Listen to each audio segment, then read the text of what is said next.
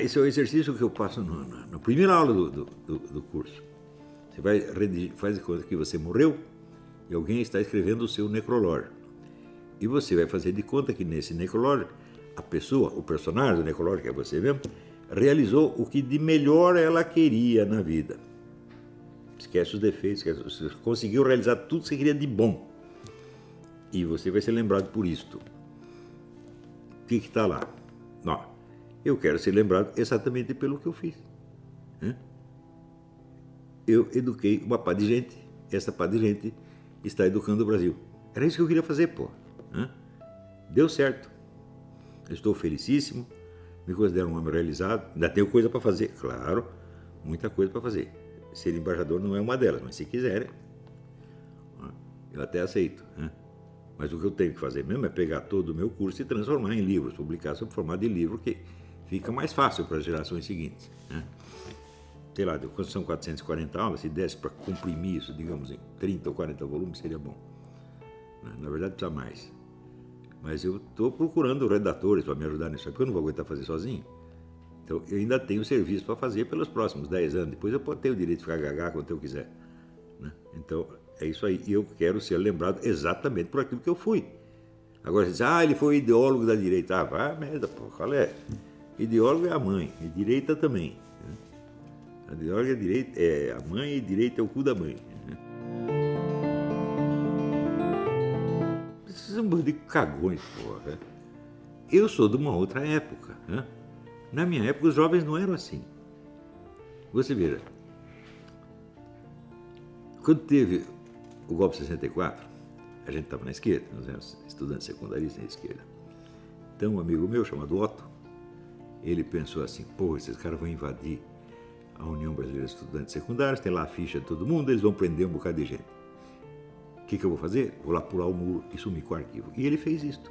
O prédio cercado pela polícia. Ele foi por trás, pulou, tirou um saco de ficha, queimou tudo. Mais tarde, temos contraparentes nossos que foram presos por causa da guerrilha. Então, a mulher do homem lá chegou para mim e falou, e agora tem um monte de arma escondida lá no quintal, os caras vão pegar, daí vai dar um puta de um bode. Para quem sobrou ir lá buscar as armas, eu pular o muro, desenterrar as armas, sumir com aquilo. A gente fazia isso normalmente, você está entendendo? Nós não éramos cagões, não éramos covardes como essa juventude de hoje. E tem medo de tudo. Agora, se você ajunta 10 mil covardes, eles ficam perigosos, evidentemente, né? Que é o que você vê hoje, você juntar um monte de covardes da Assembleia Nacional dos Cagões para ver se intimidam um homem valente. É isso que acontece. Agora, essa frescura toda de, vamos dizer, horror aos palavrões, eu digo, olha, eu me lembro que nos anos 50 ou 60, né, havia pessoas que não gostavam, por exemplo, do Nelson Rodrigues, ou do Jorge Amado, ou do Abílio Pereira de Almeida, que era todo esquerdista, evidentemente, porque eles escreviam palavrões. E daí a pequena burguesia, né, as velhinhas da pequena burguesia, ai que horror! Eu pensei que isso tinha acabado. Mas quando passa 50 anos e vejo que a mentalidade das velhinhas da pequena burguesia da época hoje é a mentalidade dos intelectuais e professores universitários de esquerda, eu digo, porra, o mundo está acabando mesmo, isso aqui é uma decadência desgraçada, está todo mundo indo pro buraco. Vem com essa frescura para cima de mim,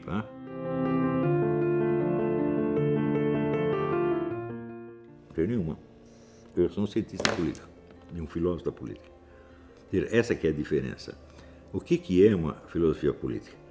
É um conjunto de conceitos descritivos que permitem você apreender o fenômeno na sua natureza, nas suas proporções, nos seus componentes, na sua estrutura interna.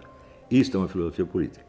O que é uma ideologia? Ideologia é um discurso de justificação dos objetivos de um certo partido político. Nesse sentido, o que eu escrevi de ideológico? Nada, nunca. Agora, os caras gostam de usar a palavra ideólogo, por quê? Porque é pejorativo no entender deles. Agora, tem outra coisa. A coisa mais óbvia do mundo é a seguinte, é que qualquer opinião que um filósofo dê sobre o que quer que seja, do dia a dia, do jornal, da política, das artes, etc., depende da filosofia dele. Então, ele vai ter os fundamentos filosóficos, que são o principal, e tem as opiniões ocasionais sobre isso e aquilo. No Brasil o pessoal julga ao contrário. Eles conhecem só as opiniões ocasionais, não têm a menor ideia do que seria a minha filosofia e acham que essas opiniões são a minha filosofia. Por quê? Porque isso é um bando de ignorante. Veja, o problema do analfabetismo funcional é muito sério, é calamitoso, gente. Eu não estou brincando, eu não estou sendo histérico, não estou fazendo barulho em torno de nada. Veja, o analfabeto funcional é que ele não entende o que lê. Então, se ele não entende, ele pode atribuir àquilo o sentido que ele deseja. Então, é o que dizia o Cláudio Moura Castro. O brasileiro não lê o que está escrito. Ele lê o que ele imagina que o escritor, no fundo, quis dizer. Então, faz interpretação até psicanalítica, né? Sem entender nada, justamente porque não entende nada. Ora, segundo várias pesquisas, as universidades estão despejando no mercado anualmente 50% de formandos analfabetos funcionais. E isso está já há pelo menos 15 anos, ou 20 anos. Então, faz as contas. Quantos analfabetos funcionais vocês têm ocupando profissões de nível superior no Brasil? No mínimo, algo entre 40 e 70 milhões.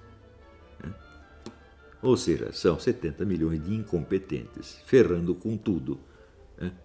Porque no Brasil ainda tem essa ideia de que a educação é um direito do estudante. Mas ela não é um direito do estudante. Ele é um direito que o povo vai ter aos serviços de nível superior que esse cara vai prestar. Não é isso? O cara não estuda medicina, para ele agora tem o direito de ser seu doutor. Não, você estuda medicina para você adquirir o dever de tratar os seus pacientes com o melhor que a ciência tiver a oferecer naquele momento. Esse é o dever que você adquiriu, não o direito. Mas o pessoal usa a educação como moeda de troca, você está entendendo? Para pegar voto, essa coisa toda. Então, além de ser analfabetos funcionais, são irresponsáveis. E não têm nenhuma consciência culpada. Agora, onde estão esses 70 milhões? São todos doutores. Então, são juízes de direito, são advogados, são médicos, são deputados, são senadores, são ministros de Estado. O que nós vamos fazer com essa gente, porra? Então, o pessoal fala, o problema da educação brasileira, pensa que é o problema da educação das crianças. Não! O problema é o que fazer com esses milhões de analfabetos funcionais que nós não podemos vencer, você está entendendo? Eles inventaram, assim, impuseram a inépcia obrigatória.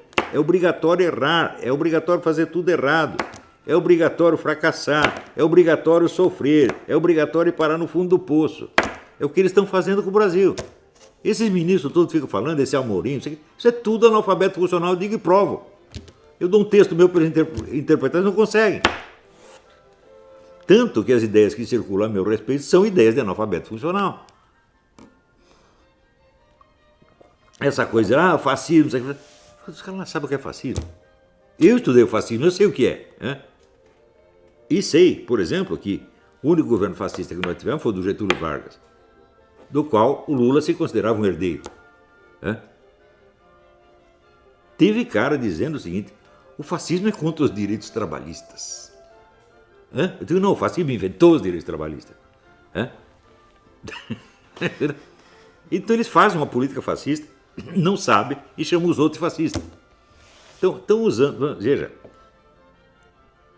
usar conceitos científicos, descritivos, de ciência política, de direito, como insultos, é sinal que você não sabe o que eles querem dizer, porque nenhum deles é insultuoso. Não é insulto, para o fascista, não é insultuoso ser chamado de fascista. Se eu peguei o filósofo Giovanni Gentili, ele diz, Gentili, você é um fascista. Ele diz, sou mesmo, com muito orgulho. Né? Eu chego aí, sei lá, pro Haddad, você é comunista. Sou mesmo, com muito orgulho. Então não adianta chamar os caras de fascista ou de comunista. E isso aí, o pessoal no Brasil faz a esquerda chama os outros de fascista, a direita chama os caras de comunista. Fala, grande porcaria. Chama de esquerdista, de esquerdopata, não adianta nada, pô. Se é para xingar o cara, você tem que xingar de alguma coisa que funcione. Né? Alguma coisa que o humilhe de fato e não que o elogie, porra.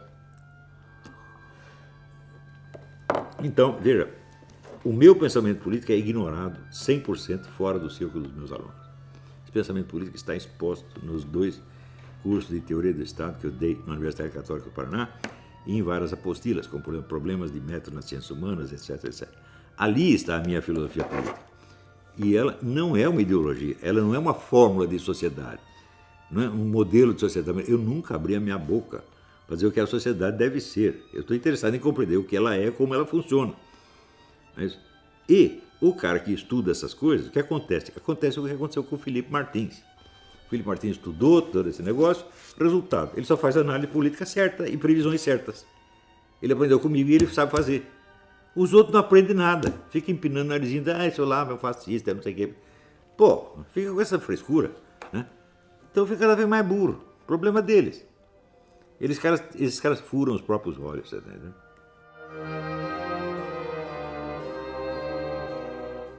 O padre Stanislau Laduzan, sem dúvida, né?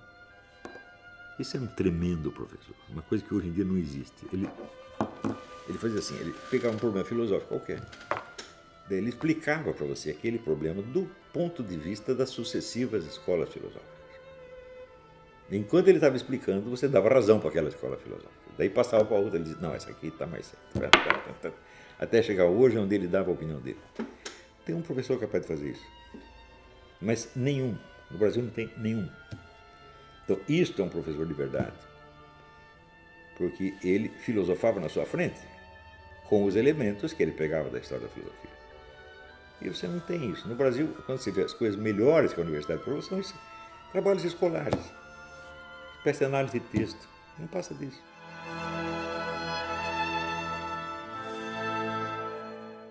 Fernando Henrique Cardoso saísse da história seria um benefício para a humanidade. Porque tudo o que veio de ruim depois foi ele que começou. Foi ele que criou o MST, meu Deus do céu. Foi ele que abriu o caminho para o Lula. E ele dizendo, você sabe que essa cadeira é sua. Você vê, ele não apoiou nem o sucessor dele, que seria o José Serra. Tanto que ele queria dar o poder para o Lula. Ele é o cara mais petista do que o PT inteiro. Né? E ele diz, eu sou o cara que mais entende de estratégia gramsciana. É verdade. Ele é o discípulo do Antônio Gramsci. Isso aí é mais falso do que uma nota de R$32, tá entendendo?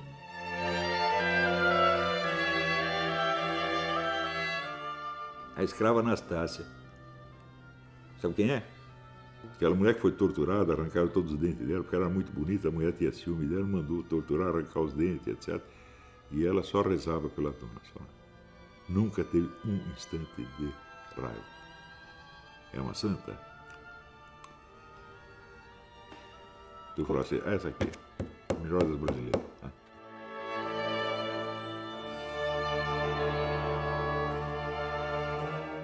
Português. Porque sem isso eles não podem aprender o resto. Veja, uma coisa. Matemática, um retardado mental pode aprender. Um retardado mental pode ser um calculador prodígio. Mas ele não pode ser Shakespeare. Então, a linguagem é o fundamental da inteligência. O resto é, assim, operacionalidade mais ou menos mecânica, tá entendendo? Então, é claro que é importante aprender matemática, mas a linguagem primeiro, antes de tudo. O cara não domina a linguagem, ele não vai nem entender o livro de matemática, pô.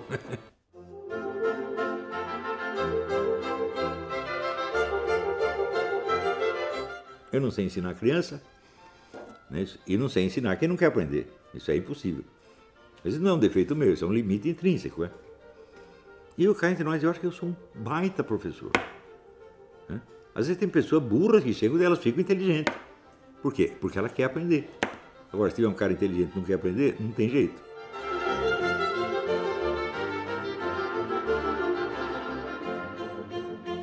Para os universitários, eu daria o livro do Padre Sertiange, A Vida Intelectual.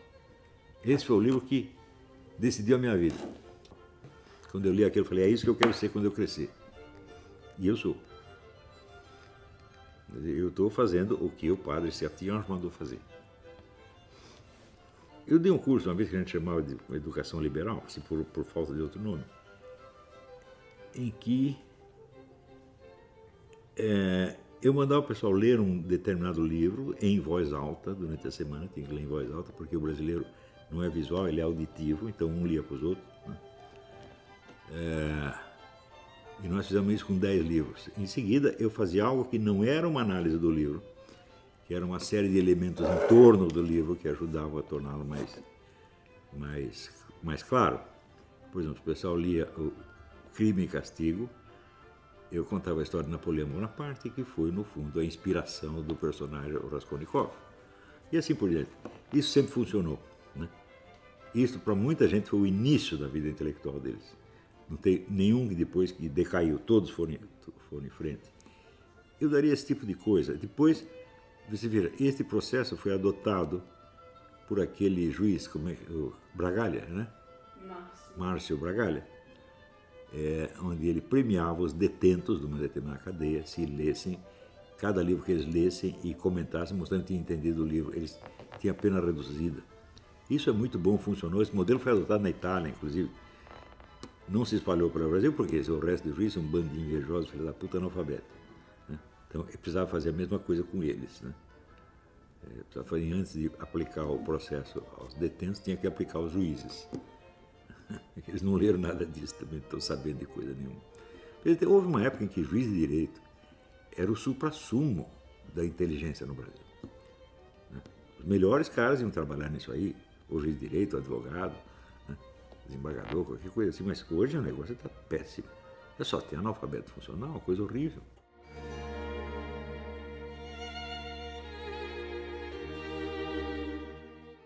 E isso aí está difícil, hein? Porque os piores livros também são documentos valiosos, está entendendo? Não é isso?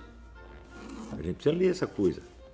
Por exemplo, eu acho a obra de Maquiavel uma inutilidade gigantesca, mas eu não poderia bani-la, porque senão eu não poderia estar dizendo isso. Maquiavel, o pessoal, todos os políticos e cientistas políticos adoram Maquiavel. Eles acham que ele inaugurou a ciência política, não sei o quê. Eu fui estudar o Maquiavel direitinho. Eu descobri que Maquiavel era uma besta quadrada, um coitado. Ele estava sempre do lado perdedor, ele só se ferrava. Ele não entendia nada de política, absolutamente nada. Terminou a vida vivendo da caridade dos seus inimigos. Falei, vocês querem aprender política com esse cara? Né? Quer dizer, esse é uma coisa, foi uma das minhas grandes decepções que eu tive com a humanidade. Né? Como é que levam esse sujeito a sério? Ele não é mau, como você, ele é apenas um idiota. Né? Eu escrevi isso lá, demonstrei isso no meu livro. Agora, os admiradores de Maquiavel ficaram bravos, mas não pode fazer nada, porque o que eu estou dizendo é verdade.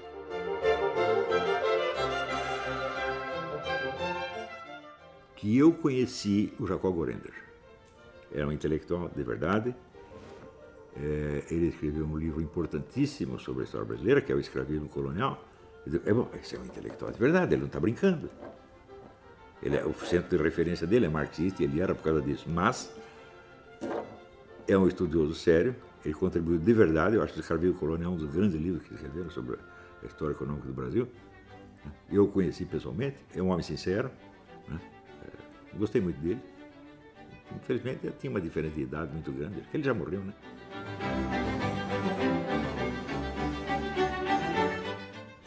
Tem tantos. Mas não tem grandes figuras, são toda uma coleção de piolhos. Tanto eu posso citar, sei lá, tem um monte, tem, né, o João Pinheiro da Fonseca, tem o Rodrigo Cocô, tem, né, o Aruinaldo Azevedo, né, tem o Paulo Giraldelli, que o pessoal chama de pau na bunda dele, né? E assim por diante. Né? Paulo Giraldelli é o inventor do parto anal. Você sabe a teoria dele, né? Ele diz que antigamente os homens só conheciam o coito anal, eles descobriram a vagina tardiamente. Então, durante alguns milênios, as pessoas nasciam por onde? O cara desiste e continua sendo professor universitário. E as pessoas devem pensar, o que você acha do que o Paulo Giraldelli disse? Eu não acho nada, o Paulo Giraldelli, ele é sócio remido, ele pode dizer o que ele quiser. Isso é um professor universitário no Brasil, meu Deus do céu. Não dá, escuta, são coisas que não dá para contar para um americano porque ele não acredita. Eu ontem estava aqui, minha filha tinha uma dúvida no exercício que ela estava fazendo, de língua espanhola. Ela está estudando espanhol e latim. Né? Ela tirou um diploma de letras em inglês, agora está tirando espanhol e latim. Tá? E tinha lá um negócio de interpretação de texto que era muito sutil, além de ser em espanhol. E nós fizemos um exercício, nós fizemos junto. Tá? Eu digo, olha, no Brasil não tem um professor universitário capaz de fazer isso aqui. De entender essas nuances. Por exemplo, como é que você mudava totalmente o sentido de uma palavra, mudando simplesmente a ordem, usando as mesmas palavras, mas muda a ordem, a nuance cai em outro lugar. Eles não sabem fazer isso, eles não percebem.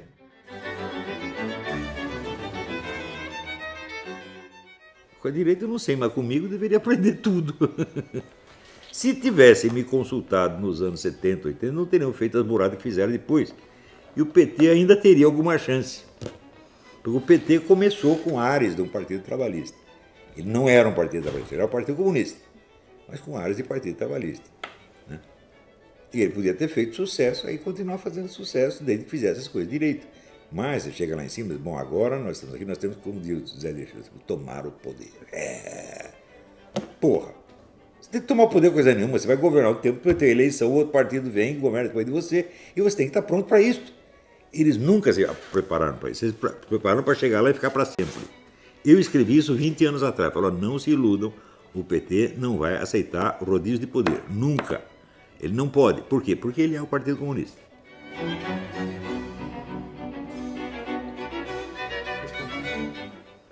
Ah, tem muita coisa. A primeira coisa é o seguinte, tem que organizar militância, meu Deus do céu.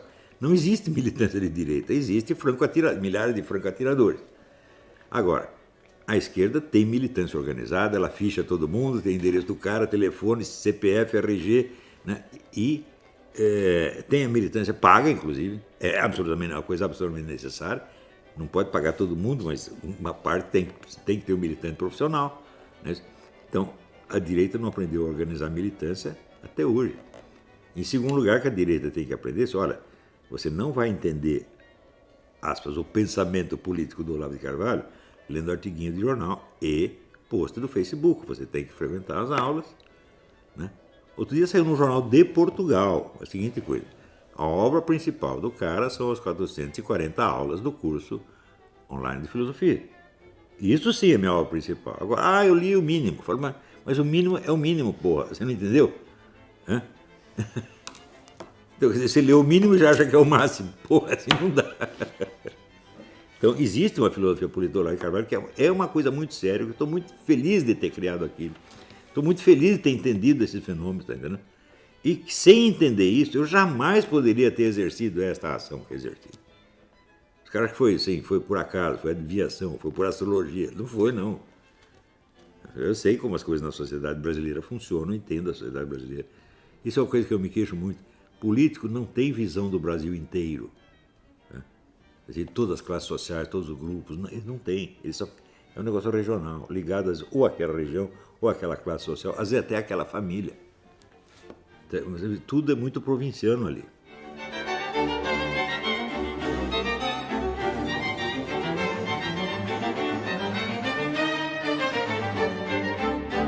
Não. A direita brasileira já escolheu o Bolsonaro, que é um homem muito equilibrado, muito sensacional, um homem bom de coração. Não é nada do que os caras estão falando, mas absolutamente nada. Tá certo? Mas não, ele fez apologia da tortura. O que eu vi foi ele defender um acusado de tortura, isso sim. O cara era amigo dele e tem direito de defender. Você está dizendo que ele foi torturador, digo que não foi. Agora, você defender o sujeito de uma acusação de crime é fazer apologia do mesmo crime? Né? Se o crime fosse bom, não precisaria defender o Ustra, meu Deus do céu. Né?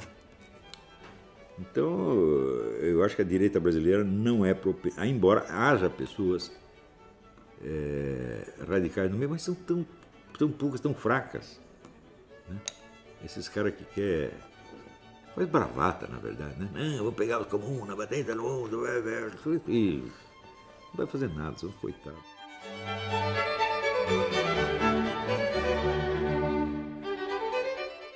Eu digo, não tem outro intelectual, eu sou o único. Qual é a vantagem de ser o maior se não há concorrentes? Não é nada, estou apenas fazendo a minha obrigação.